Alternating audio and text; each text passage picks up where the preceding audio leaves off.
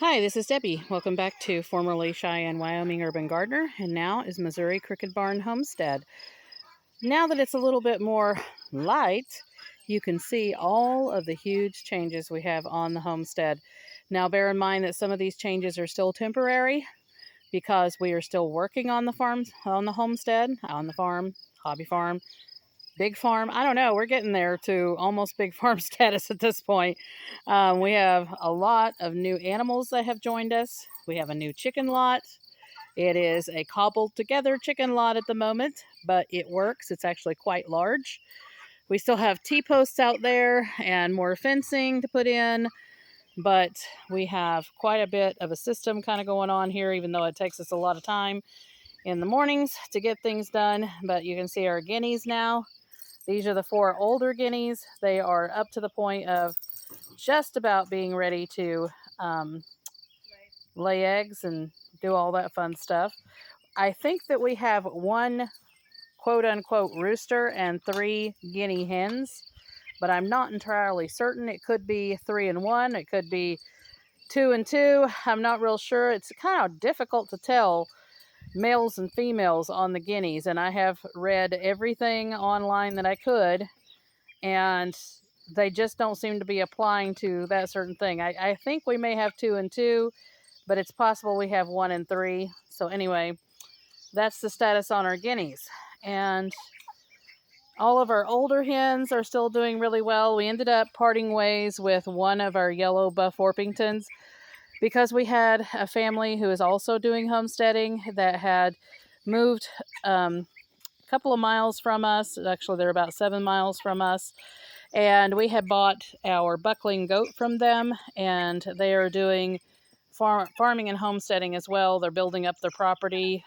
They still are building a house, that kind of thing, but they have a couple of nice barns and they have some very nice stalls. And they had wanted to get chickens, and well, I have chickens. So we gave them 5 chickens, a couple of roosters, and 3 hens. Basically gave them an extra rooster so that way they'd have something to put in the freezer later on. And that is the purpose of our chickens. They're not pets, they are for purpose. And it looks like that we have one of our hens that just laid. That's why I paused there for a moment. So we've got lots of hens that are laying eggs. I wish we had more that were laying eggs, but right now we're only getting about 6 to 7 eggs a day. We had 2 of our hens went to setting. One of them we've tried to break from setting multiple times, and she is not breaking from it. And then we have another one. We went ahead and sat her on mint green eggs. This is from this hen that my grandson's catching right now. So we went ahead and set her on her eggs because we kind of like her. She's pretty cool. So we'll see if that produces anything, but you can see her sitting in that crate right there. That's what worked for us for right now, and she's been doing really well. So we have her sitting. That's one of our Colombian Wyandottes, and the other Colombian Wyandotte is setting, and then we have one that is not, one that is still laying eggs. We got 7 adult chickens given to us. One of them was a Buff Orpington rooster, and then a couple of Buff Orpington hens, and then some ISAs that she had, and some hens called Cinnamon Queens. And we went ahead and gave the yellow buff rooster and a hen to the worker that was putting in our fencing because our big rooster was just wanting to fight him all the time, and I was afraid they were going to kill each other. So I just went ahead and gave him that rooster with the 1 hen, and he says that they're doing really well. Then we have 3 of our older babies. These are 2 Mystic Onyxes and a silver laced Wyandotte rooster, and he is coming on, and so far the big rooster has not been fighting him, so I think that we will be able to raise him up to be basically a replacement rooster later on. And the 2 Mystic Onyxes are just about to the point where they'll most likely start laying eggs soon. They were a lot older than our other babies that we got, and I'll show you those in just a moment. Take a look at the garden. We've got a couple of things that blew around yesterday. We had quite a bit of wind, yesterday. Our watermelons have really taken off. Peppers and things like that are beginning to take off. We've had issues with a pocket gopher in the garden. So far, not taking out a whole bunch of stuff, so it must be a smaller pocket gopher, but it did take out a couple of things. So we need to work on getting a system in place to be able to get rid of any pocket gophers. Our tomatoes have really taken off. These two in here in the front are called Goliath tomatoes.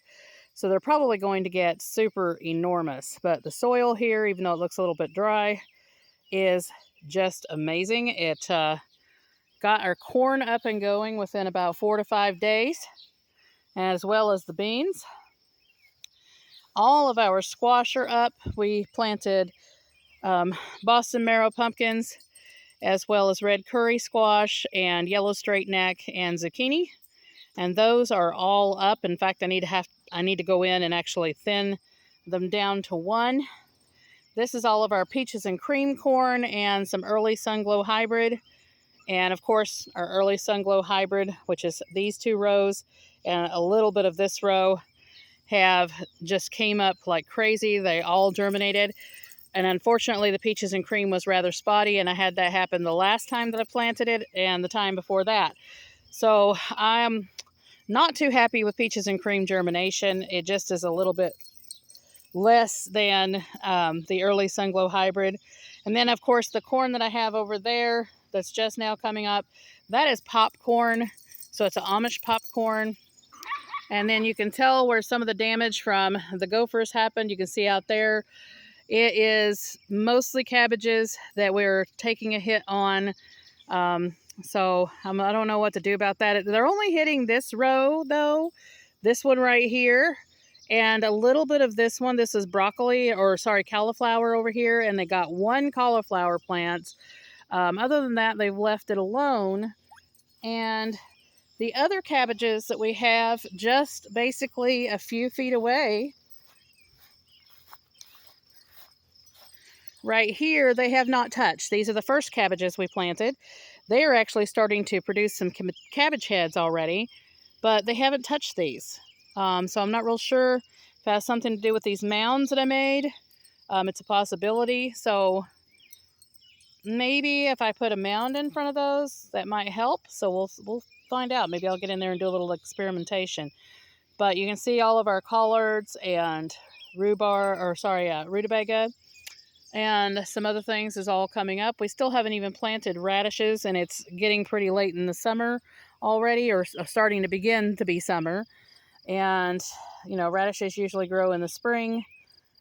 But so far, the temperatures have not been so bad that I couldn't plant radishes, I don't think. So I'm just going to go ahead and give them a try, get them in the ground, and see if we can get anything. But you can see our potatoes. These are the Kennebec potatoes, and as well as a purple variety. They are just knocking it out of the park. They are just getting huge already. I've already had to hoe them or hill them up. And our onions, the same story. The onions are just getting enormous already. So I just need to go in there and start pulling the soil away from the bulbs, because I just basically threw them in the ground. I didn't have time to really be precise and just barely put them in the soil and things like that. So I went ahead and just threw them in the ground. Our carrots are doing really well. Of course, they're still small. Carrots take a long time to start coming on, and that is a good tip for everybody out there. I see a lot of people, they end up pulling carrots way too young, because they follow the guidelines on the back of the papers that tell them that they mature in a certain time, and that is not true.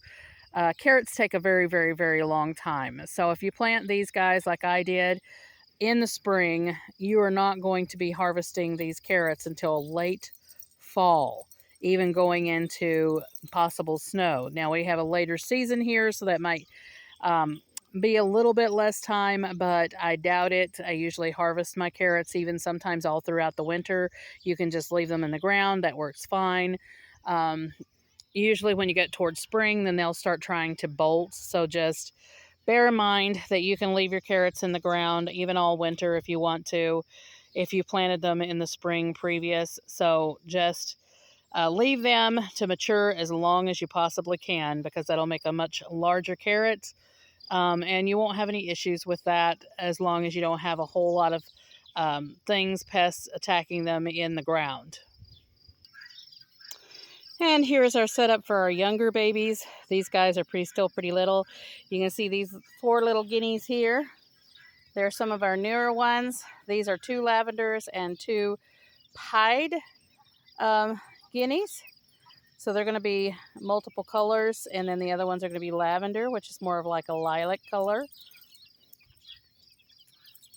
And then we have 4 more cinnamon queens and 5 isas, a whole bunch of barred rocks, a whole bunch of turkeys, and a whole bunch of Americanas in there. As well as some gold-laced Wyandottes and some black Jersey Giants. So this old stock trailer yesterday did quite a bit of work. Like I was saying, there's a whole bunch new that is here on the homestead, and I want to show you what that is.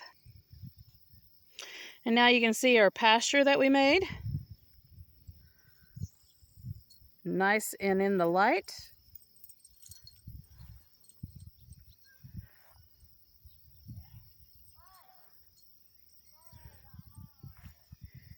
And our truck is parked out here right now because we pulled the trailer in and we just were so tired that we just left it parked out here.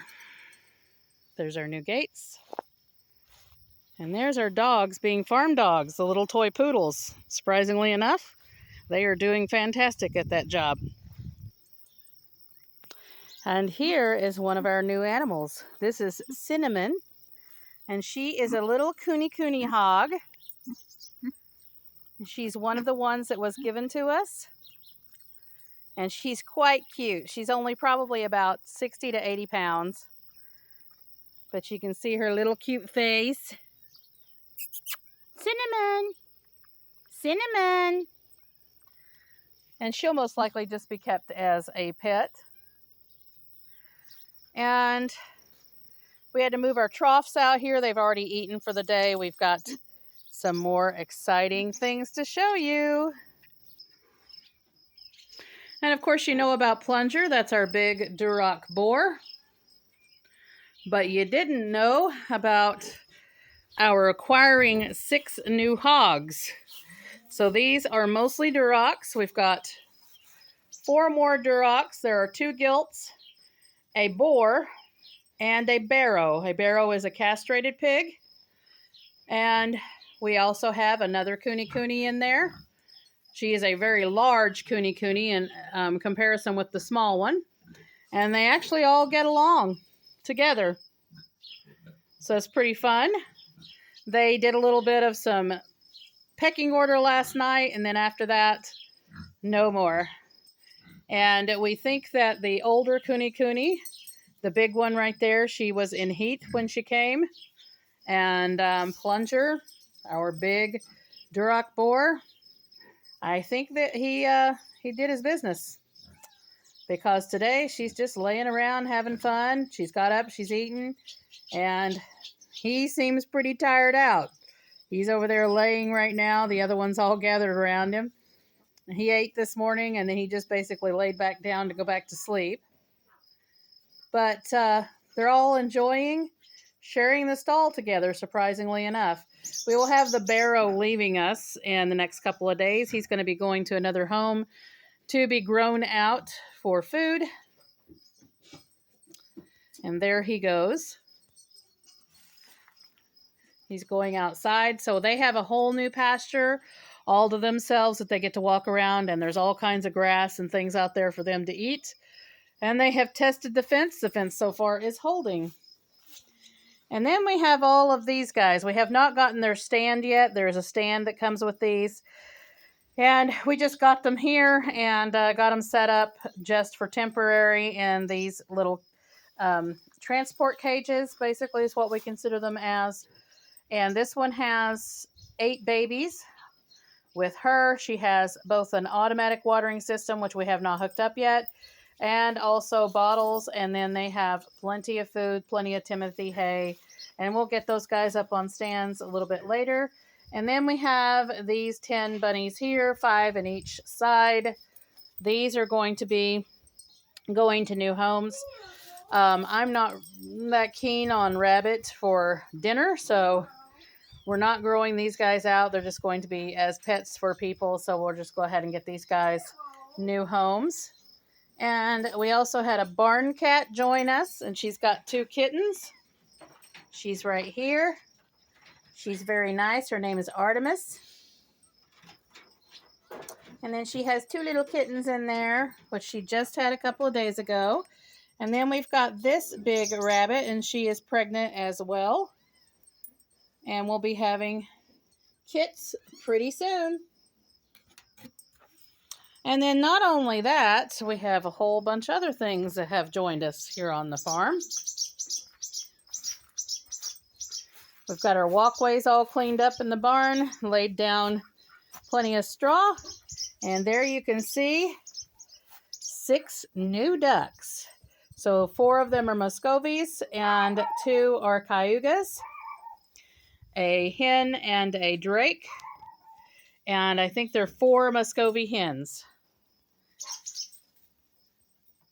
And they have just been eating and drinking just about everything in the barn and staying in the barn, so it's pretty interesting. And then this is who joined us yesterday as well. This is Margaret. She is a giant goat. You can't really see her very well. Let me see if I can pick it up a little bit. So you can see her in there. She is a half Boer and half Nubian goat.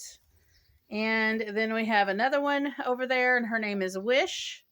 She's half Boer and half Nubian as well. So she's right over there. And those are both does. And then we have another doe in here, and her name is Rumchata. And she is a La Mancha. So there she is. She's wagging her tail. She knows her name, Rumchata. She's quite cute.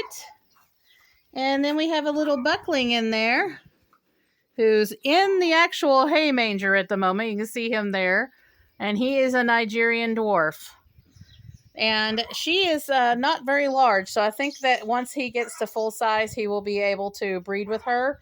But she is La Mancha. You can see her little white flecks on her nose, but she is all black otherwise. And no ears. That is kind of a breed normal for them, is no ears. So we got them set up, and we just decided to put the La Mancha in with the buckling because she's smaller, and so far she's doing pretty well with him, and they're getting along. And then these 2 kind of knew each other to begin with, Wish and Margaret. And she actually leads. Margaret leads very, very nicely. They all lead, but she does so a lot better. And they've all eaten this morning, and they're just getting used to their new surroundings before we let them out into the pasture. And she really wants to get out in the pasture, as you can tell. But these are all the changes we made to the barn, and so far they have been very secure. We've not had any issues. The only issue that we had that we know of is the boards that we had put at the bottom of the stalls. One of them got taken off by one of the goats, but they couldn't get under them anyway because they're so large. This one here, Margaret, she is a very, very large goat. So is Wish in a certain extent, but she's smaller than Margaret. And then, of course, here are the ducks again. So the ducks so far have been staying in the barn just because they don't know the area yet. And these types of ducks do fine on dry land. We have a kiddie pool that we're going to get some water in so they can have that. But otherwise, they are just drinking out of the buckets and things that we've provided. And then here's another look at those hogs. They're all young. The only one that has got any age is the black girl there, the Kuni Kuni. She's about 6 years old. The other ones are 5 months old, the other Durocs, and they have a long way to grow before they get up to the size of Plunger, who is our 600-pound, very asleep boar at the moment. He's just asleep. So now that we've got them out on pasture, we can get all of this cleaned up because he has made quite the mud pit out here. But you can see the rest of it is dry. We've been keeping straw in there, and they seem to enjoy that. So we're going to put some more straw in there today. And there's one of them laying out here at the door just looking out. So far they seem to enjoy the new area. They were in a very small area previously. It was nice, but just small. So they've not had this much room before. And they are enjoying it. And he came on outside. So you can see how nice their area is. It's actually quite large. And it actually wraps around the barn that way. And then goes across the front. And those are Osage orange trees down there that they will be able to have shade under. And then we've got this big feed trough and this big water bucket. And then we have another water bucket here, but they keep moving it around. And they're already kind of trying to make a mud pit. So we're going to have these guys looked at by a vet pretty soon. So everybody just got joined together because there was just chaos when we brought them in. So the easiest thing was to just put them all together, and everything seemed to work out. So that is the updates on the farm. There is the barn, even though it's old. And now you know why we call it the crooked barn. But it turns out it's not quite as crooked as we thought. It's just a homemade barn. It's solid. We've had it looked over now. And it just needs a little bit of some updates. And it'll be all good to go. So like, subscribe, hit the notification bell for notices on new videos as they come out. And we will see you with more updates in the very near future.